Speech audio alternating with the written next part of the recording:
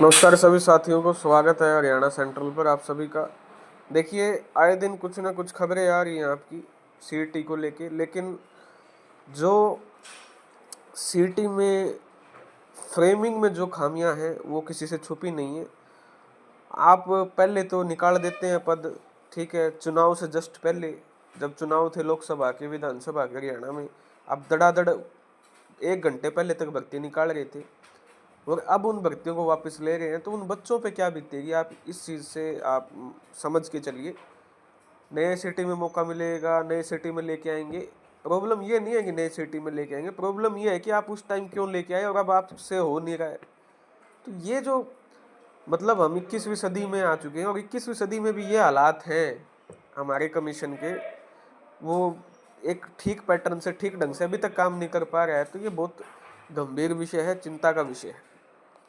अब हरियाणा सरकार का बड़ा फैसला, हरियाणा कर्मचारी चयनों को 8,653 पदों का विज्ञापन वापस लेने की अनुमति दे दी है। भाई बताओ, ये वो पद हैं जो 2020 से चले थे, ठीक है ना। 2020 से चलते चलते 25 आ गया और अब इन पदों को वापस लिया जा रहा है।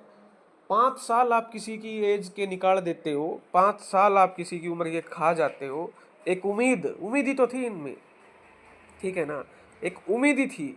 उस उम्मीद में बच्चे 5 साल से तैयारी कर रहे थे, क्योंकि सिटी मनोहर लाल खट्टर साहब लेके आए थे पॉलिसी।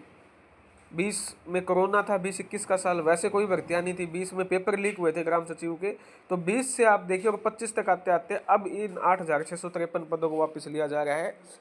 इससे बड़ी शर्मनाक बात क्या हो सकती है।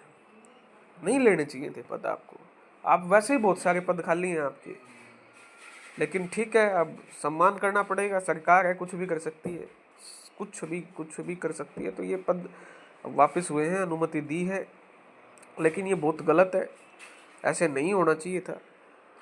आप इन 5 साल वो मतलब अब देखिए ना, अब ये आप इस चीज़ को भी देखिए, नवंबर में जो पिछला सीटी है वो नवंबर में ख़त्म हो जाएगा। अच्छा, उसके अलावा जो रिवाइज रिजल्ट है, वो जो आपके 20-21 ग्रुप है, एएलएम का ग्रुप है, आपका वीएलडीए का ग्रुप है, उनके रिजल्ट नहीं दे रहे हैं। बताओ, रिजल्ट रोके रखे हैं, क्यों रोक रखे हैं भाई उनके रिजल्ट? कम से कम उन सीटों के तो आप रिजल्ट दो उनके, जो सीटें भोपाल सिंह खदरी ने रिजर्व रखी थी। रिजर्व इसलिए रखी थी कि 2.5 नंबर का फैसला नहीं हुआ था उस टाइम तक, ठीक है, कि भाई ये 2.5 नंबर लेके सिलेक्शन जोन में आएंगे और केस चल गए। अगर ये 2.5 नंबर मिल जाते हैं तो उसको जोड़ के रिजल्ट दे देंगे, नहीं मिलते हैं तो उनको हटा के 2.5 नंबर को हटा के जो सिलेक्शन जोन में आएंगे उनको रिजल्ट दे देंगे। अब उस पर बहाना क्या लगाया जा रहा है? इस पर बहाना ये लगाया जा रहा है कि कह रहे हैं कि जिस पे तो केस चल रहा है। अरे भाई, तुम इनको तो ज्वाइन करवाओ, अगर सारे हटाओगे, सबको हटाओगे, दोबारा पेपर लोगे तो इनके भी हो जाएंगे। इनकी क्यों 1 साल की तुम तनख्वाह खा गए, इनकी 1 साल की तुम क्यों ज्वाइनिंग खा गए? रोक किसने लगाई है? कोर्ट ने थोड़ी रोक लगाई है। वो तो 31 मई को दिया था ऑर्डर। जो बाकियों को तुम तनख्वाह दे रहे हो, बाकी बच्चों को जो तुमने ज्वाइनिंग कराई है, फिर तो उनको भी हटाओ। फिर उनको तनख्वाह क्यों दे रहे हो?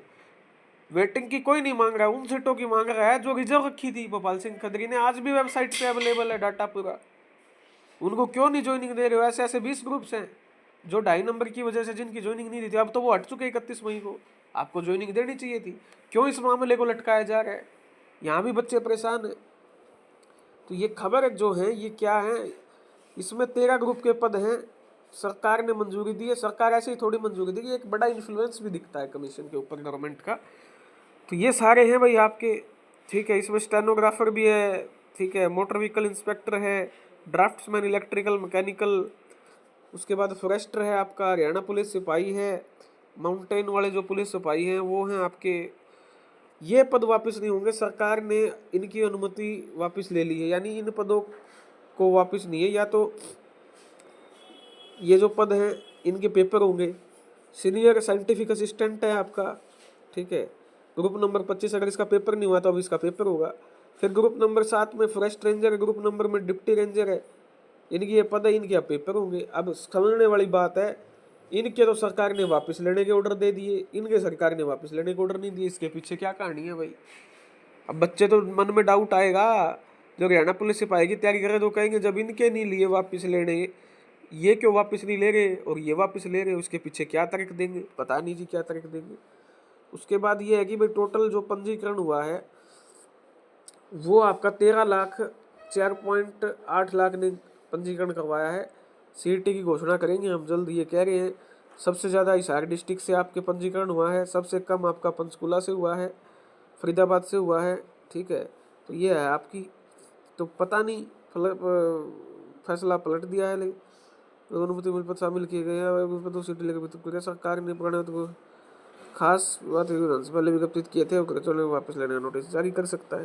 तो ये चीज़ें देखिए, ये विधानसभा से पहले, चुनाव से पहले होती है। बहुत गलत आपका सिस्टम चल रहा है मेरे हिसाब से। नया सीईटी शुरू करने से पहले पिछला जो सारा सीईटी है उसको ख़त्म करना चाहिए, सारे केसेस को, उसका चैप्टर क्लोज करना चाहिए। जब तक उसको पुराने सीईटी को नए सीईटी के साथ ऐसे ही चलाते रहेंगे तो अच्छी बात नहीं रहेगी। इससे एक भ्रम की स्थिति पैदा होगी। तो ये फिलहाल आपके लिए अपडेट है। मैं तो माननीय चेयरमैन से कहूँगा, जो कमियां हैं जल्द से जल्द आप पूरी कीजिए। ग्रुप डी के फॉर्म से पहले आप पिछले ग्रुप डी को क्लियर कीजिए। उसके अलावा जो VLDA है या ALM है या और जो बाकी हमारे ग्रुप्स हैं, MPHW फीमेल्स हैं, स्टाफ नर्स हैं, उनमें कम से कम उन सीटों का रिजल्ट दीजिए जो 2.5 नंबर की वजह से रिजर्व रखी थी। उसका फैसला हुआ तो 1 साल हो चुका है, 31 मई भी जा चुका है। उनकी 1 साल की, उन साथियों की 1 साल की तनख्वाह क्यों खा रहे हैं भाई आप? ठीक है ना, हटेंगे तो सारे हटेंगे, रोक है नहीं। तो इन चीज़ों पे थोड़ा विचार करना चाहिए। तो ये थी आपके लिए अपडेट। धन्यवाद।